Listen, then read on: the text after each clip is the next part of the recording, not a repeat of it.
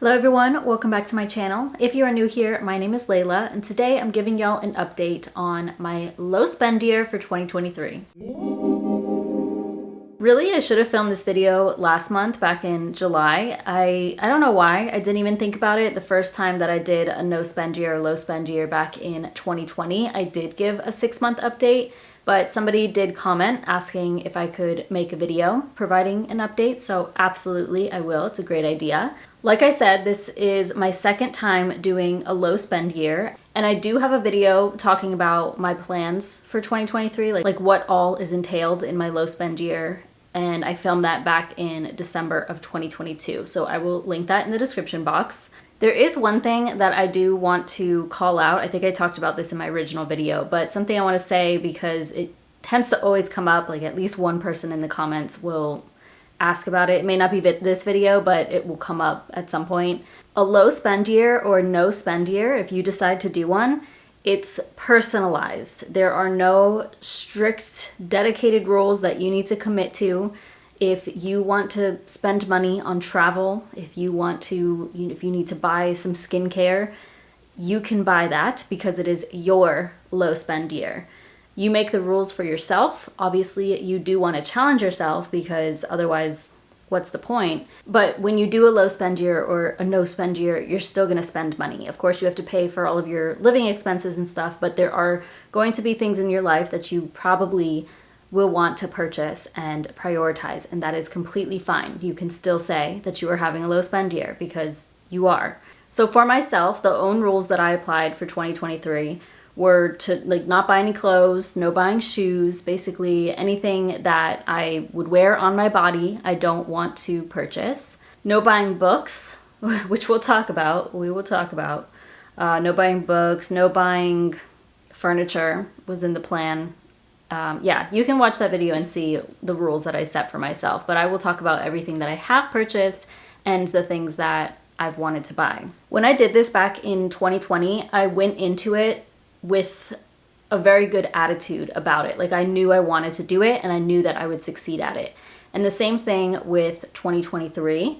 I felt like with 2023, I was more flexible because I'm just in such a different financial position. My income is higher. I am now debt-free or whatever. I don't have to pay attention to my debt. I have much more in savings. There's just not much on the line for me, and I'm very grateful to say that. So I feel like going into this, I was a little bit more relaxed with things.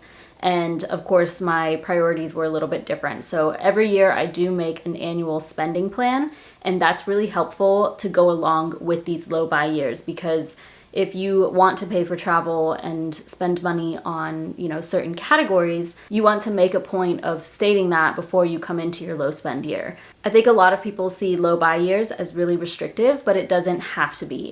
It should fit your lifestyle and be something that you can find challenging, but still somewhat enjoyable. So, for example, you may be right now spending $500 on personal shopping each month. That's a lot of money. I hope you're not, unless you're like rolling in dough. But hey, to each their own. But let's say next year you want to do a low spend year. So you're like, okay, my budget is $200 per month on personal spending. So instead of $500 per month, you go down to $200. You're going to be saving like thousands of dollars throughout the year by putting that in place. So even if you don't want to go extreme, I'm not going extreme by any means, but even if you don't want to completely cut out personal shopping and that sort of thing, there's still options for you to apply different rules. Along with my low buy year, I also called it a year of decluttering. That was my intention. And toward the beginning of the year, I was documenting what I was decluttering and making goals for that each month. But then I moved. So I moved out of my apartment into this house and I got rid of so much stuff.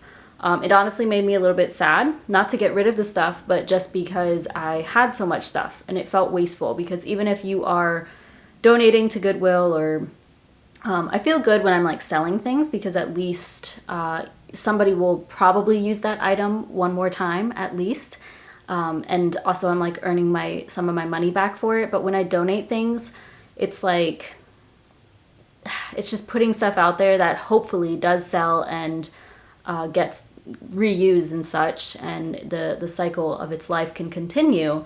But I know when you donate to those things, it's not always the case. Some stuff that you donate to them could be thrown in the trash, and just even having this stuff, like all of the stuff, and then realizing you don't want it anymore, it's like, this is so wasteful. But I'm going to talk about that more in a little bit. So yeah, I had set the goal of getting rid of 365 things, and at first I was literally keeping track of everything, every single thing that I was getting rid of, but it was just too much to keep up with, especially as I was moving and as I made the move. But I definitely got rid of hundreds of things, well over 365. Some big ticket items, some expensive things. I made a few $100s by selling things. I donated quite a lot. I threw out a lot. So yeah, just a ton. It did include some things that were truly trash, like expired beauty products that I was never going to use anyway. So that I would consider decluttering, because it was just filling up my drawers anyway. But even outside of that, just getting rid of so many things. So I would say that is already done and out of the way. I am not focusing on decluttering anymore because I already got rid of all of the things I want to get rid of. I think decluttering is such a great thing though, and something you should do or try to do annually. It's a great thing to do at the beginning of the year or springtime, going into a new season type of thing. You can make a lot of money also by selling the things that you have. Like, you're probably sitting on hundreds of dollars, but also it's just really nice to free up your space and just kind of clear up that clutter that's around you. Now, I did purchase a few things that technically broke my low spend year rules, but when I initially made the low spend year plan, I said that I would probably spend about $100 in personal spending. I might go over that and really trying not to, but I still knew that there was going to be a couple of things just because naturally that's going to happen in a whole year. So let me tell you what those things are. In March, I purchased a $12.97 wallet from Colombia. When I saw this wallet, immediately I was drawn to it. I can put up a picture of it.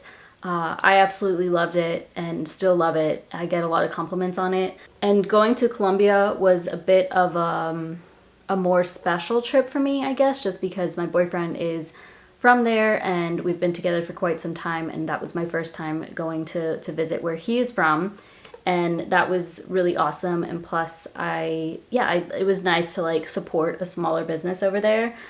So I purchased that, and no regrets there, because first of all, it was less than $13. It is beautiful. I use it literally every single day, and I'm happy with that purchase, and it's a memory from our trip. In May, I spent $15.58 on a Hollister order, and this was actually much more. I think I spent like 130 something or so, because I had gift cards to Hollister from back in 2022. So I knew that going into summer, I wanted to purchase a few summery lighter pieces, and that's what I did with those gift cards. And I wasn't able to, I could have taken one thing out of my cart and then not had to use any of my cash. Like, it would have just only been on the gift cards. But I was like, okay, $15.58, that's cool with me. So I was fine with that. I didn't feel guilty about it whatsoever, and I love all of the things that I purchased. So if you watch my lifestyle channel, you would have seen what I got, and I wear the pants that I got like anytime I go out. I love them. In June, I spent, this was quite a bit, $58.82 literally just on underwear. So I purchased underwear during Victoria's Secret semi-annual sale. I just needed some. I actually had bought some last year, just a few of them, and I got the wrong size. So I'm not going to go into detail talking about my undergarments, but I just felt like I needed these, and yes, these do fall under personal spending to me, because it was like, it wasn't 100% absolutely necessary. Altogether, it is quite expensive, you know, but I got a lot out of it, and they should last me for some time. So yeah, and that is it. That's it that I've purchased with my own spending money. Now, if we add all of that together, it comes to like 80 something dollars, I think, or yeah, 80 something. And that's very close to 100. So I do not want to go over $100. I know that one thing I will be purchasing for 2024, before the year gets here, is a planner. every single year I buy a planner. And even when I did the no spend year back in 2020, I had said I'm budgeting like $25 for a new notebook and a planner because that's what I buy every single year. I have a notebook though, so I don't need that, but I will need a planner, and it's not going to be, it probably won't be less than $20. So I think I'll go over, but that's fine with me. I really don't want to buy any like clothes or anything like that, shoes. That's the most important thing. And I won't. Like I know that I will not. I will add in that last month in July, I did talk about this. I received a couple of gift cards for my birthday, $100 in Amazon gift cards actually. And I was like, okay, I'm going to save these. I'll wait until the end of the year and purchase like books. I like to buy books, okay? However, I do not count this as part of my spending, like personal spending, because I purchased it with gift cards. Now I know since it's Amazon gift cards, I could have purchased necessities like the supplements I buy or something that I needed, you know, or toothpaste, that sort of thing. And I purchased books instead. But to me, since it was gifts, that was kind of like, instead of them giving me Amazon gift cards, they actually bought me those books. I just got to pick them out type of thing. And I'm actually really happy I did that because it kind of scratched that itch, which I'll talk about, like the things that I've wanted to buy this year. The other thing is I love books. It makes me really happy. I am growing my collection. Next year I'm going to buy a couple of new bookshelves. I'm very excited for all of that. But I got like 13 books and I didn't even use the full $100 of gift cards that I had. So I did really good. I was purchasing used books primarily and got some for like $5, $6. So I got a pretty good deal on everything. I do want to talk about the things I've wanted to buy.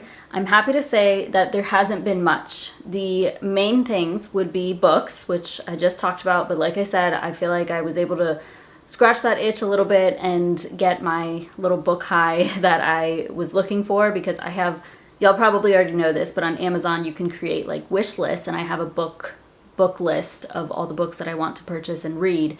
And I have so much. Like at this point it's over 100. It was definitely way over 100 before I purchased these 13 books.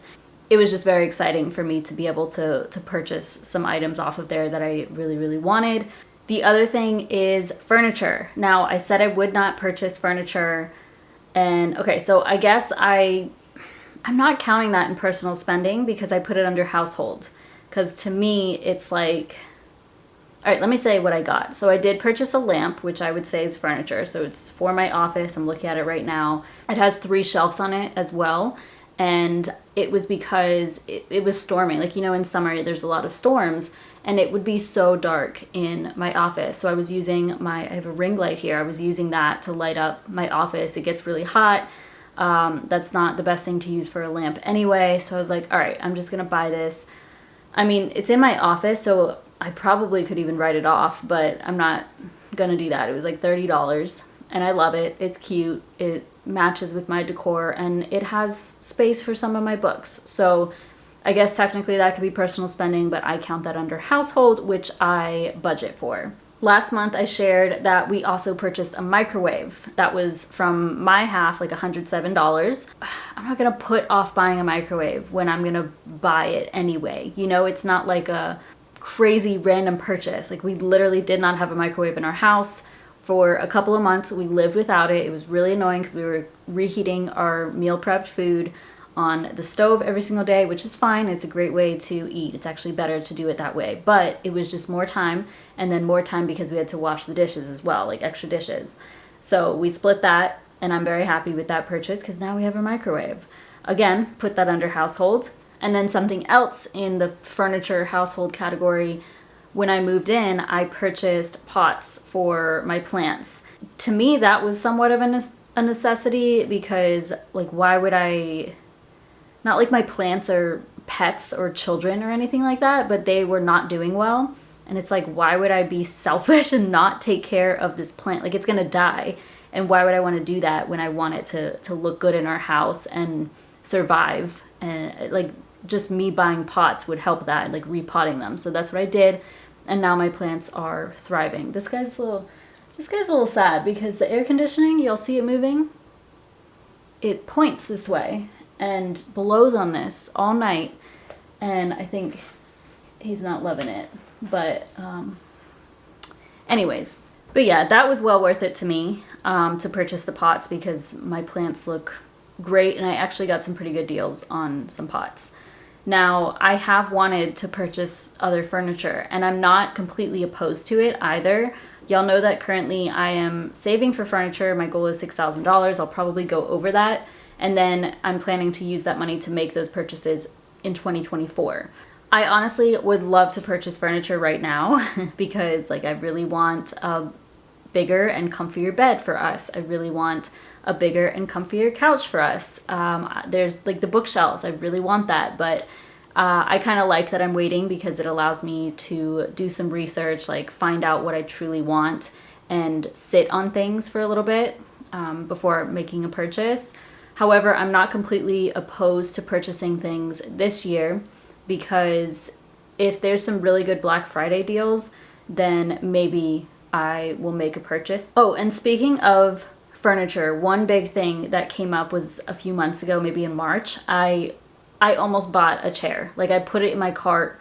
I think I even like started putting in my credit card. And this chair, an office chair, this office chair was like $1,000. My budget kept increasing because at first I was looking at like $350 chairs and then I'm like, okay, max $650. But then I was on Steelcase website and I want it to be like a custom chair because that is important to me. I know for some people it's not. But that turned into $1,000. And the highest sale that I've seen is 15% off. I know many people said like that's a business expense. It's for your health. It's important for you to purchase that. But I found that it was taking up a lot of my time. Like I kept doing research like, is this worth it? Watching all these videos. Should I get a Steelcase or should I get a different brand? So it was just taking up too much mental capacity and time. So I was like, I will wait until Black Friday. Let's see what the sales are looking like then. And then hopefully at some point the prices on office chairs will start going down, but they are just absurd now. So yeah, an office chair I'm open to purchasing during Black Friday sales and or a couch maybe, but I would wait for that. That's fine too. So furniture has been a big one that I'm like itching to purchase. Oh, something else with furniture is a kitchen table. I do check Facebook Marketplace here and there because I am open to purchasing a few things used. I will not purchase like a used bed or used couch. Anything with fabric, I will not purchase used. But like a kitchen table, I would love to purchase used. So I check Facebook Marketplace fairly frequently. There's actually one I am interested in. So if it's available and if I really like it, like it ends up working out, then I would purchase the kitchen table. Besides the table that we have now, it came from my apartment and it only has space for 2 people to sit. There's only 2 chairs. And yeah, because of that, like I want to have my sister and my mom come over and stuff like that, but then like I have to sit on the couch while they sit at the table type of situation. That's what I did at my apartment. And yeah, I just want it to be more of like a homey experience, not like an apartment type of thing. Those are the 2 main areas though that I've really wanted to purchase things. The other thing that I almost bought was a plant. Speaking of plants, a philodendron. When I went with my sister and my mom a few months ago there's a place in Georgia that like sells plants. They're very affordable and they're beautiful. It's awesome place. And I almost bought that thing, but I couldn't find a price on it actually I think there was a price on it and I think it was like $20, $25, so it wasn't bad. And I really want a philodendron and I'm going to get one next year, but I didn't get it. I picked it up. I was like, I should get it. This is so cute. And then I put it down. And there's things that if I wasn't doing a low buy year that I probably would purchase. So I eventually would like to get some new tops, some neutral tops like Skims. I really love Skims shirts. I know some people may not support because of who sells them, but I love them so much. It is the best clothes that I've ever put on my body. There's a pair of sneakers that I would like to purchase, workout shorts, workout tops, the usual stuff that if I was not doing a low buy year, I would be purchasing. But I know I'm not going to, and that's what I love about the low buy year is like, I know I'm doing this, so I'm just not gonna buy it. There's nothing to think about. If you're not disciplined, it's really difficult to do, but I feel like I know that I'm doing this and it helps to have people watching me, to be honest, because I'm going to tell y'all everything that I spend my money on. And if I'm like, oh, I bought a shirt, that makes me feel some type of way, you know? Like, I don't want to fail at this, not only for myself, but of course for y'all. I know y'all really don't care at the end of the day, but it's something that I want to show is doable, and it is doable. Like, I feel that way because I'm doing this. I know 100% I'm not going to purchase that because that's not part of the plan. If I still really want it 7 months from now, 8 months from now, then okay, you can purchase it. A key part in this low spend year, I feel like 2023, doing it this year has been easier than 2020. Because back in 2020, I remember I was on Instagram and social media. I have been off of social media since the beginning of this year, and I love it. I'm on YouTube, and I do still see like YouTube shorts and stuff, but it's nothing like what you see on TikTok and Instagram. Like, literally all that you see on TikTok and Instagram are ads. And I know last year I made a lot of purchases because of being on TikTok. Like, I don't know what it is, but they put something in their videos that mesmerizes you and says, you gotta buy this, you need this, and I hate that. So that has really been key and has helped a ton with like me not wanting to purchase things. It's like I see ads still, of course, but nothing like what I saw before. So the temptation is even less. And just overall, being off social media is such a great thing. Like, I don't know that I'll ever go back. I don't know. I say this each time and then I'll go back for a little bit, but then I don't like how I feel when I'm on it, so I get off and I do this here and there. But I don't see myself going on it at all this year. Something else that has become more important to me as well is just being a little bit more careful about my consumerism habits. I feel like I'm obviously not that bad. Like, I just in general, even if I'm not doing a low buy year, I'm not spending crazy amounts of money on like random things that I'm never going to use. I usually am prioritizing what I want to purchase, but I've been watching like sustainability videos and just the problem around consumerism, and it really kills me, you know? Like, I hate that other people aren't aware of it because it really is such a problem, and the like social media is making it worse. If you're on those platforms, then you already know like you are being targeted, and now it's just getting worse with the quality of things, like influencers doing Temu hauls or Shein, I don't know how to say it, and how the fast fashion type of thing and just like really cheap products that, you know, there's probably children slaving in different countries making those things, and all the shipment that happens and the climate damage that is occurring through that. So I am trying to be a little bit more responsible and thoughtful with my purchases. This is a whole different conversation, to be honest. Like, I probably could make a full video series on this, but I do try to reduce my carbon footprint. I do like to travel, so I, travel on an airplane a couple of times in the year, which is not good for the planet, but I am vegan. And primarily I'm eating whole foods, so I try to reduce my consumption of like plastics and stuff. I take my own bags.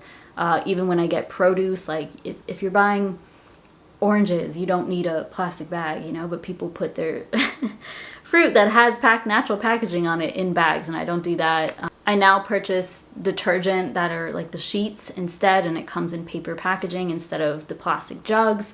So little things I do try to do, but I'm nowhere near perfect, and I'm never going to be. I don't want to be like too extreme, but there's definitely a lot that I want to pay attention to more, especially as my income grows and I have more of an ability to spend more money on higher quality items or things that, maybe a lower income person would not consider, because it's like $10 for a sponge versus 50 cents type of thing. That is kind of a whole different subject, but it is tied in with consumerism.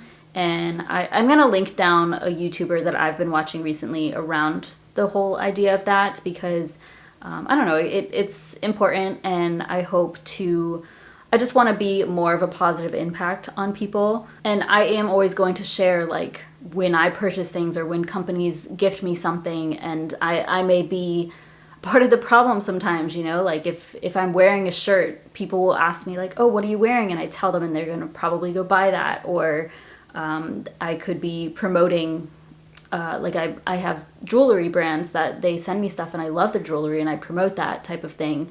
So yeah, I'm definitely not perfect, but I'm just trying to be more conscious of where I'm putting my dollars, especially in the future. But I will save all of that for a different video if y'all are interested. Maybe I'll talk about it on my other channel. That's really all I have to share for this update. This was definitely longer than I wanted it to be, but hey, just kind of covering all the grounds here. Let me know if y'all have been doing a low spend year or a low spend month or a no spend month. Any of those are great and can really help you get further in your finances. I will also have a few people linked down below that are also doing low spend years. So like Rachel Hickey and Rebecca from Rebecca's Quest to Fire. I know they're still doing that as well. So if you need more inspiration around that, then definitely check them out. Let me know if you have any questions. Otherwise, thank you so much for being here. Thank you so much for watching. Please give this video a thumbs up and subscribe if you haven't already, and I'll see you in my next one.